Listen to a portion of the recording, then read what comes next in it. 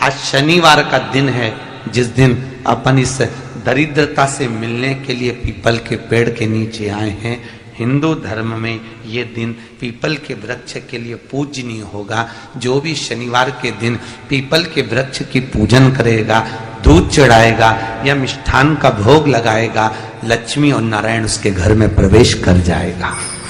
लक्ष्मी और नारायण उसके घर में प्रवेश करेगा। पुराण की कथा कह रही है कि दुनिया के सारे तीर्थ नहीं जा सकते, पृथ्वी की सारी नदियों में स्नान नहीं कर सकते, पवित्र नदियों में आप स्नान नहीं कर सकते, या किसी भी तीर्थ में जाकर एक रात्रि भी विश्राम नहीं कर सकते, या हमने जिंदगी में कोई दान करा ना करा, कोई पुण्य करा ना करा, कोई सत्कर्म करा ना करा, कोई शास्त्र पढ़ा ना पढ़ा, कोई शास्त्र सुना ना सुना, उसके बाद भी शिव महापुराण की कथा कहती है कि एक दिन में अगर मात्र एक बार भी आप शंकर के शिवालय में प्रवेश कर गए या मंदिर में प्रवेश कर गए तो सारे तीर्थ, सारी नदियां, सारे सरोवर, सारी बावड़ी, सारे तालाब, सारे कुंड के स्नान का पुण्य, दान का पुण्य प्राप्त हो जाता है। केवल शिव तत्व को प्राप्त कर लेने। शिव महापुराण की कथा कह रही है कि घर में जो दिया होता है वो दीपक भी कोई साधारण नहीं होता, उस दीपक की भी महत्वता है, उस दीपक का भी वर्णन है। महाराज एक बात और बहुत अच्छे से सुनिएगा, शायद आपकी जिंदगी को सवार हो, शायद आपके जीवन को सवार हो। मेरी जीजियों, मेरे जीजाओं, मेरी बेटियों, बेटाओं, कभी मौका लगे शंकर भगवान के शिवलिंग के पास में आप बैठे हैं, यहां तक शास्त्र कहता है कि घर में अगर किसी को बहुत तेज बुखार आ गया है, बहुत तेज बुखार, और बच्चा उस बुखार में तप रहा है, बहुत तप रहा है, महाराज तुम जिस दिए में भगवान की आरती उतारते हो, जिस दिए से तुम भगवान की पूजन करते हो, कभी मौका लगा और आप पूजन करने के लिए गए,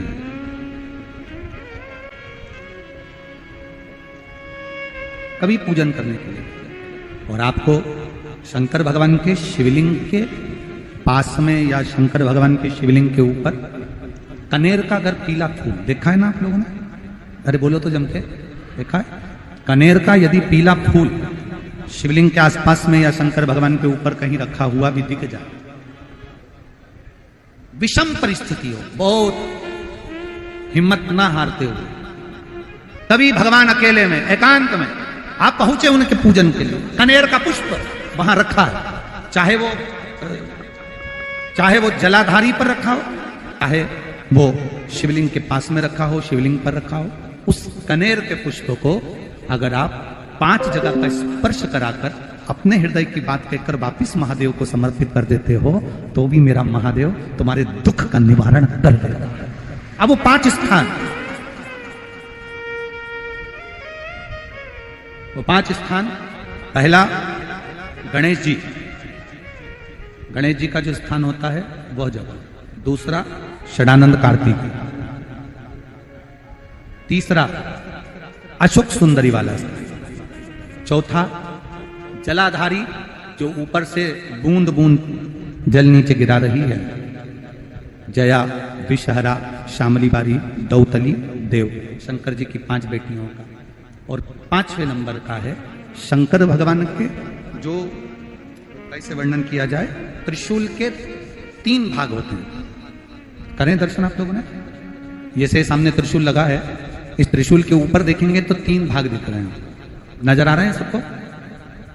त्रिशूल का जो 3 भाग होता है, उस 3 भाग का जहां ज्वाइंट होता है, जहां मिलता है, एक जगह पर देखो तीनों भाग एक जगह पर मिले हुए, 3 भाग का जहां मिलन होता है, पंचम स्थान, ये 5वां स्थान, यहां पर स्पर्श कराकर शिवलिंग पर अपनी कामना कर कर श्री शिवाय नमस्तुभ्यम कहकर बाबा से अपने मन की बात कहकर जो समर्पित कर देता है, हम 3 महीना भी नहीं कहेंगे, हम तो कहेंगे अगर ज्यादा दुख है 3 दिन इंतजार करना, मेरा बाबा उस दुख को मिटाएगा।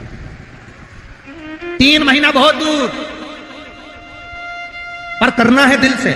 और कई तरह के दीपक होते हैं, दीपक का भी विधान वर्णन किया गया, उस दिए का भी वर्णन किया गया। यहां तक शास्त्र कहता है कि घर में अगर किसी को बहुत तेज बुखार आ गया है, बहुत तेज बुखार, और बच्चा उस बुखार में तप रहा है, बहुत तप रहा है, मारा, तुम जिस दिए में भगवान की आरती उतारते हो, जिस दिए से तुम भगवान की पूजन करते हो, उस दिए की बत्ती को नीचे डाल दीजिए और उस दिए को पानी की बाल्टी में धो दीजिए। कौन सी बाल्टी में? जिस बाल्टी के पानी से आप बच्चे को स्नान करा सको। मारा, केवल भगवान पर से ले जाकर, पास में से ले जाकर उस बाल्टी में थोड़ी देर डाल दो और उस बाल्टी के पानी से उस बच्चे को स्नान करा दीजिए। 15 से 20 मिनट, आधा घंटा लगेगा बच्चे का। बड़ी बेचैन दिख रही हो तुम, क्या बात है? पार्वती जी कहती है, देवव्रत, कश्मीर प्रदेश का एक भक्त देवव्रत बेलपत्री के वृक्ष के नीचे बैठकर आपका मंत्र जाप कर रहा। मैं आपको जगाना नहीं चाहती थी, पर बेलपत्री के वृक्ष के नीचे लक्ष्मी झाड़ू लगाती है, सरस्वती वीणा बजाती है, इंद्राणी उस बेलपत्री के वृक्ष के नीचे जल का सिंचन करती है, 33 कोटि देवी देवता उस बेलपत्री के वृक्ष की जड़ में विराजमान होते हैं। इसलिए देवव्रत एक बार पंचाक्षर मंत्र बोलता है तो वो 33 करोड़ बार गिना जाता है। ऐसा बेलपत्री का वृक्ष होता है। बेलपत्री के वृक्ष के नीचे एक बार अगर भगवान का नाम लिया जाता है तो वो 33 करोड़ बार, 33 कोटि बार गिना जाता है। एक मंत्र केवल नमः शिवाय, ओम नमः शिवाय, नमः शिवाय, ओम नमः शिवाय, 33 कोटि बार गिना है। 33 कोटि, कितना सुंदर लिखा है। फिर वही वाली बात आ गई जो पहले कथा में कहा, अपने लिए अच्छा वाला घी छाट के लाना, अच्छी कंपनी का लाना, और जब यज्ञ करने बैठे, पूजन करने बैठे, हवन करने बैठे, भगवान का कोई पाठ पूजन करवाई, पूजा वाले दुकान पे बोलना कि पूजा का घी चाहिए। तो वो पूजा का सामान बेचने वाला भी चतुर था, उसने पूजा का ही घी दिया। तो इन्होंने पूछा, भैया ये घी कितने का? तो क्या 80 रुपए का? तो 80 रुपए का आधा किलो? तो क्या पूजा का है? भारत की भूमि पर, इस मृत्यु लोक में, पूरे विश्व में ऐसे कई घर हैं जिनके घर में गुजारा करने की भी आफत है। पहनने के कपड़े नहीं, किसी के यहां पर भोजन नहीं, किसी के यहां जमीन नहीं, किसी के यहां दुकान नहीं, कोई पूरी जिंदगी किराए के मकान में निकाल देता है। नहीं,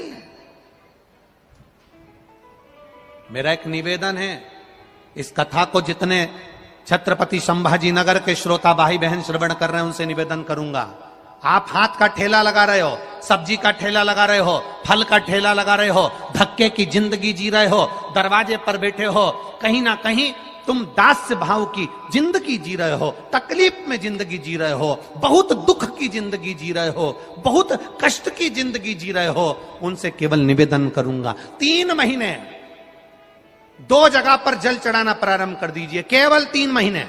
एक शंकर भगवान के शिवलिंग पर, दूसरा बेलपत्री के पेड़ के नीचे। 2 जगह पर जल चढ़ाना 3 महीने लगातार चालू कर दो, बाबा तुम्हारा हाथ पकड़कर तुम्हें उन्नति की सीढ़ी पर चढ़ा देगा।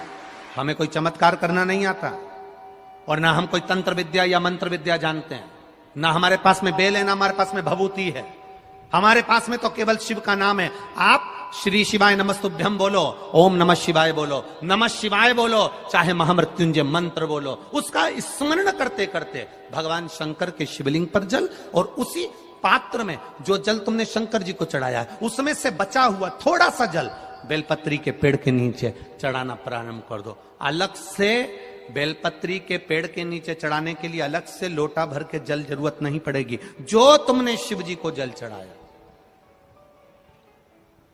जो तुमने देवाधिदेव महादेव को जल चढ़ाया, बस उसी पात्र का जल शंकर जी को चढ़ाओ, उसमें से बचा हुआ थोड़ा सा जल बेलपत्री के वृक्ष के नीचे चढ़ाना प्रारंभ करना। कौन सा बेलपत्री का वृक्ष? जिसकी छाया आपके ऊपर आ रही हो। शिव महापुराण बड़ी सुंदर बात कहता है, ध्यान दीजिएगा। जिस बेलपत्री का पौधा तुम्हारे सिर का, और ये दोनों हाथ ऊपर कर लो, अपन खड़े हुए और खड़े होकर दोनों हाथ ऊपर करे, इतना बड़ा बेलपत्री का पौधा है, उस बेलपत्री के पौधे की पत्ती को कभी तोड़कर शंकर जी को नहीं चढ़ाना चाहिए। ध्यान रखना, कितना बड़ा पौधा। आप खड़े हो जाओ और खड़े होने के बाद आपका हाथ ऊंचा कर लेना।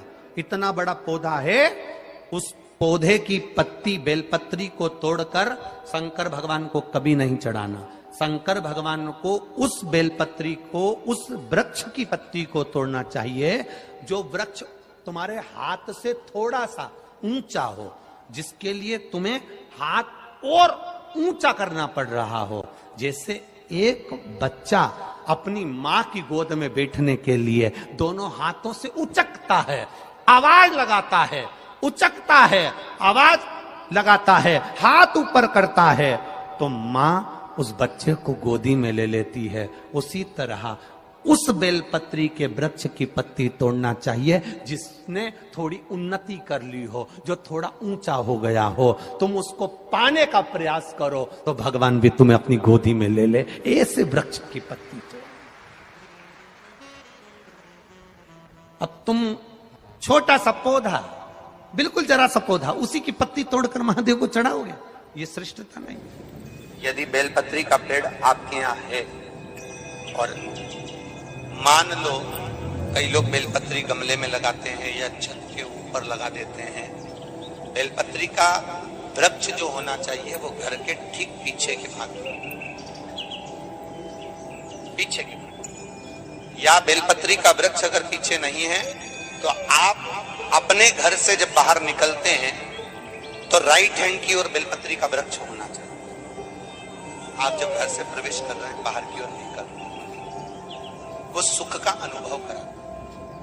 यदि घर से निकलते समय बेलपत्री का पेड़ लेफ्ट में अगर आता है, आप जिस घर से निकल रहे हो लेफ्ट में अगर बेलपत्री का पेड़ आता है तो आप 1 रुपए कमाएंगे, 1.25 रुपए खर्च होगा, पैसा हाथ में टिकेगा नहीं। घर में 10 लोग भी कमा रहे हैं तो पैसा घर में दिखेगा नहीं, आएगा जरूर, सारे काम होंगे पर टिकेगा नहीं। यदि लेफ्ट में, राइट भाग का बेलपत्री सुख का अनुभव। बेलपत्री का वृक्ष घर में लगाओ तो घर के पीछे के हिस्से में लगाना चाहिए, और ऐसी जगह नहीं लगाना कि जहां पर बेलपत्र में गंदा पानी जाए या कोई गंदी वस्तु उसके नीचे पड़े। 33 करोड़ देवी देवता बेलपत्री के पेड़ के नीचे सोमवार के दिन, कोई रविवार के दिन, कोई मंगलवार, कोई बुधवार, कोई गुरुवार, कोई शुक्रवार, कोई शनिवार के दिन बेलपत्री के नीचे आकर 33 करोड़ देवी देवता हो तप करते हैं, साधना करते हैं। बेलपत्री के पेड़ का बड़ा प्रमाण है। एक बेलपत्री ऐसी होती है जो कि शंकर पर अगर चढ़ी हुई है तो वापिस उतार कर धोकर फिर शिव को चढ़ा सकते। किसी व्यक्ति से कोई काम करवाना है, वो काम नहीं कर रहा, कोई फाइल आगे नहीं बढ़ रही है, कोई कार्य अटक रहा है, या फिर कहीं रुपया पैसा अटक गया हो, नहीं निकल रहा हो, तो एक जल के पात्र में जल भरकर 5 बेलपत्री शिव जी को समर्पित कर कुंदकेश्वर महादेव का नाम लेकर एक सफेद पुष्प बेलपत्री के ऊपर जो शिव जी को चढ़ाई है उस पर समर्पित कर जल जो लेकर गए हो, अपनी उस कामना को कर कि मेरा ये कार्य अटक रहा है, ये कार्य नहीं हो रहा, कुंदकेश्वर महादेव का नाम लेकर धीरे धीरे जल की धार चढ़ाइए। और एक बात हमेशा याद रखना, फिर निवेदन कर रहे हैं, अच्छे से समझ लेना, शंकर जी पर जब जल चढ़ता है, शिव जी का जब अभिषेक होता है, शंकर जी पर जब जल चढ़ाया जाता है, दूध चढ़ाओ, जल चढ़ाओ, कुछ भी चढ़ाओ, पर एक बात का स्मरण अपने जीवन में होना कि इतने ऊपर से मत चढ़ाना कि जल चढ़े और छींटे आपके ऊपर आए। बहुत ध्यान दीजिएगा। हाँ, तो यहां तक वर्णन करा गया है कि शंकर जी का जल चढ़ा हुआ जहां से बहकर जाता है ना, उसको लांगा तक नहीं जाता। यहाँ लांगते हैं क्या? नहीं ना, परिक्रमा भी करेंगे तो वहीं से लौट कर वापिस उधर जाएंगे। शिव जी का जहां से जल बहकर जा रहा हो, चढ़ा हुआ जल जहां से बहकर जा रहा हो, उसको लांगा तक नहीं जाता। और कई लोग बड़े बड़े आनंद में शंकर जी पे इतनी ऊपर से जल चढ़ाएंगे तो वो छींटे पूरे अपने ऊपर आना चाहिए, शरीर पर आना चाहिए। नहीं नहीं, उसका दोष है महाराज, उसका दोष है। आप भगवान को अगर जल चढ़ाओ, दूध चढ़ाओ, तो मान लो अगर जैसे एक सरल भाषा में समझ लो और अच्छे से, कि जैसे ये शिवलिंग है, शंकर जी का ये शिवलिंग है। और आप जल चढ़ा रहे हो तो इतनी ऊपर से छोड़ोगे तो पानी का छींटा तो अपने ऊपर आएगा, पर वही जल, वही दूध, वही सामग्री आप शिवलिंग से थोड़ी सी दूरी बनाकर अगर आप समर्पित करेंगे तो बाबा उसको स्वीकार भी करता है और आनंद की अनुभूति भी होती है, कार्य में सिद्धता भी आती है।